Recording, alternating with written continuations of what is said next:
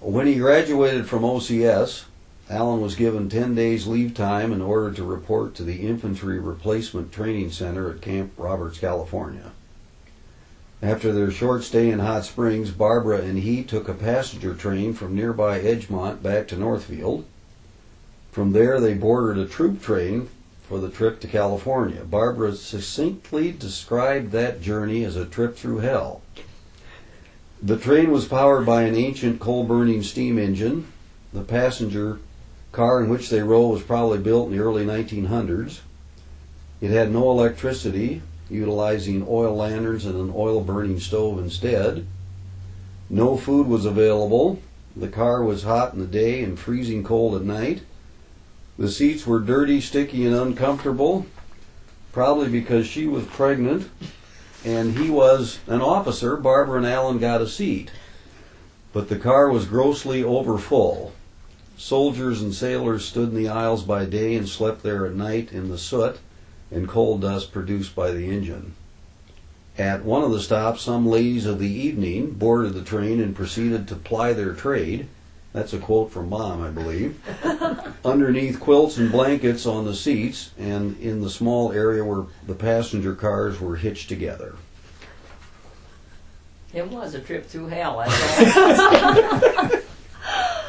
The worst part of it was he couldn't sleep anywhere. Mm-hmm. So he sat next to me in this terrible seat and covered up with his raincoat. So he was in a little cocoon and slept the whole way. He'd have slept for 4 days, and I never shut my eyes. So I was looking around at all this, and of course I was just a little country girl from South Dakota. I was so amazed that all this was going on. And there was, for some reason, there was sailors and GIs and everybody under the sun on this crowded train that had been pulled out of the mothball somewhere, and it was just terrible. No, imagine anything with no electricity. I mean, now you can't even think about it. But it was terrible. And then all I remember is stopping in Ogden, Utah, and I said, I can't go any further. I'm getting off whether you are or not. And I don't know why they let us off. I guess you had a certain amount of time to get to where you were going.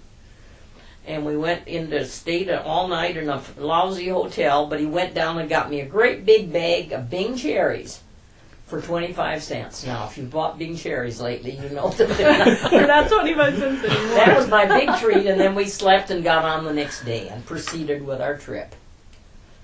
And I can remember it. I can shut my eyes and almost smell it. So, some things you never forget. It obviously made an impression on you. It certainly did.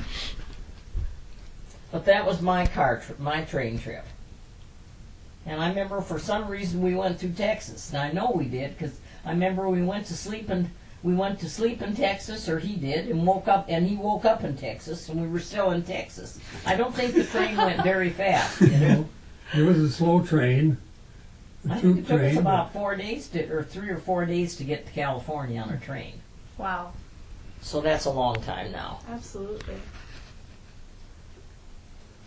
That's I can remember those old lamps that we had there, the oil burning lamps or kerosene or something. But none of them worked. I don't think they turned them on. It was dark. And the seats were kind of an old cane type of seat.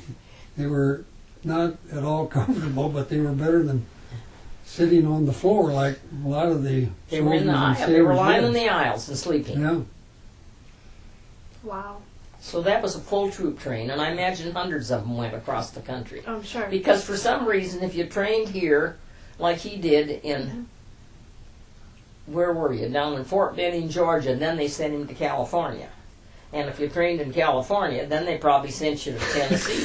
For some reason, there must have been a train deal that somebody was making money on. There's a happy because train they were person. sending everybody like this all the time. Wow. But that was my trip to my first trip to California. It was memorable, all right.